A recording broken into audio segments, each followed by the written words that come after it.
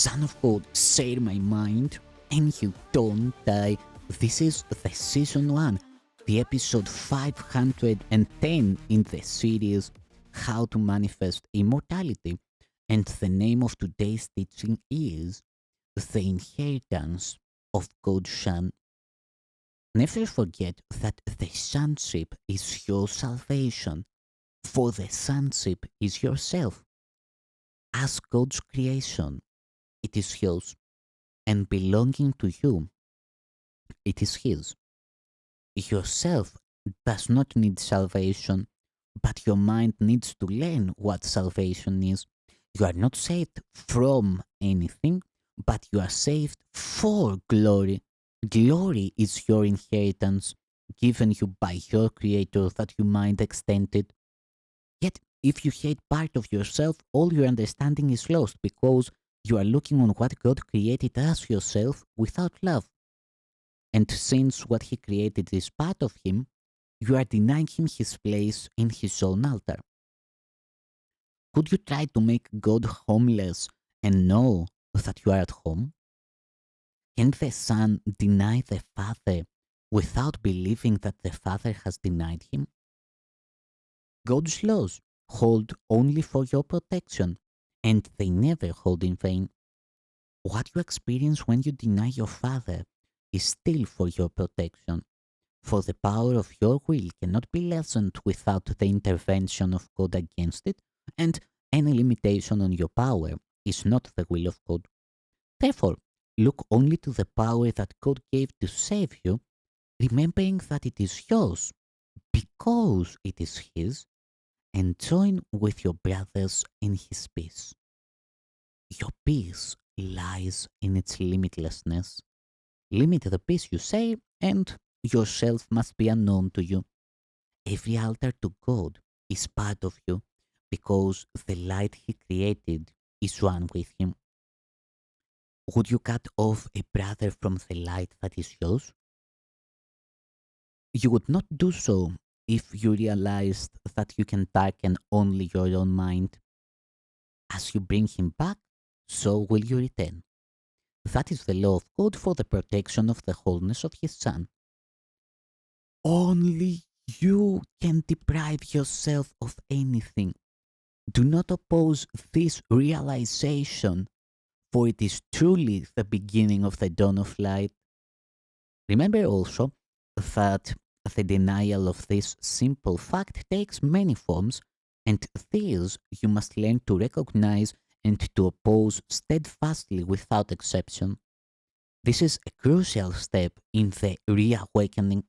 The beginning phases of this reversal are often quite painful, for as blame is withdrawn from without, there is a strong tendency to harbor it within.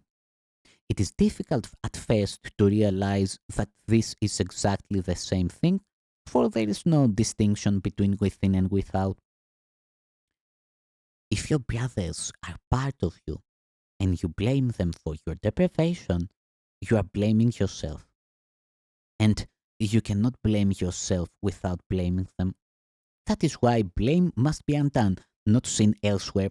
Lay it to yourself, and you cannot know yourself, for only the ego blames at all. Self-blame is therefore ego identification and as much an ego defense as blaming others. You cannot enter God's presence if you attack His Son. When His Son lifts His voice in praise of His Creator, He will hear the voice for His Father. Yet, the Creator cannot be praised without His Son, for their glory is shared and they are glorified together. Christ is at God's altar, waiting to welcome His Son. But come wholly without condemnation, for otherwise you will believe that the door is barred and you cannot enter. The door is not barred, and it is impossible that you cannot enter the place where God would have you be.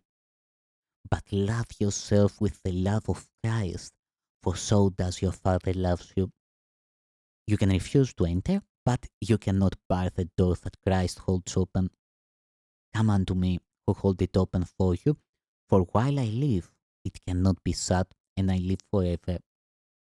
God is my life and yours, and nothing is denied by God to his Son. At God's altar, Christ waits for the restoration of himself in you. God knows his Son as wholly blameless as himself, and he is approached through the appreciation of his Son.